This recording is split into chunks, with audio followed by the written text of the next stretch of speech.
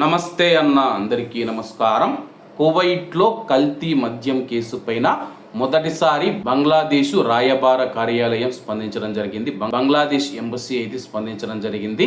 అలాగే ప్రస్తుతం మనం చూసుకుంటే 160 కేసులు నమోదయ్యాయి, 23 మంది చనిపోయారు.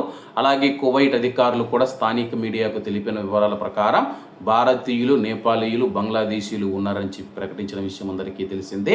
అలాగే తాజాగా దీనిపైన ఎంబసీ స్పందిస్తూ అలాగే ఈ యొక్క కేసుల్లో బంగ్లాదేశీయులు లేరని చెప్పేసి ఎవరూ చనిపోలేదు, అలాగే 160 మందిలో కూడా ఎవరూ కూడా బంగ్లాదేశీయులు లేరు.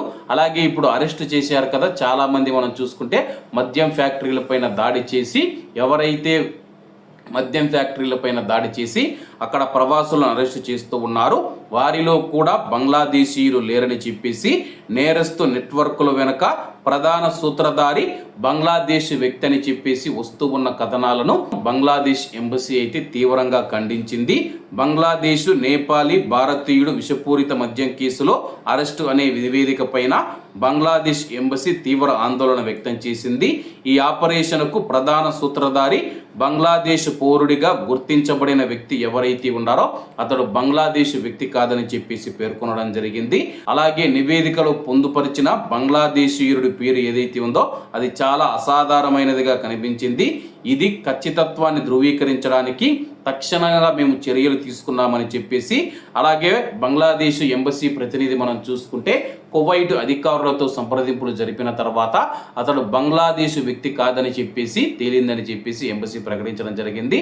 అలాగే ఈ కల్తీ మద్యానికి కానీ మాకు కానీ ఎటువంటి సంబంధం లేదని చెప్పేసి బంగ్లాదేశ్ ఎంబసీ ప్రకటించింది. అలాగే భారత ఎంబసీ మనం చూసుకుంటే ఇండియన్ ఎంబసీ ఏదైతే ఉందో 40 మంది భారతీయులు ఉన్నారు, 4 మరణించారని చెప్పేసి అధికారికంగా ప్రకటించిన విషయం అందరికీ తెలిసిందే. ఇప్పుడు ఫోకస్ అంతా మనం చూసుకుంటే భారతీయులు, నేపాలీయుల మీదే ఉందన్నమాట.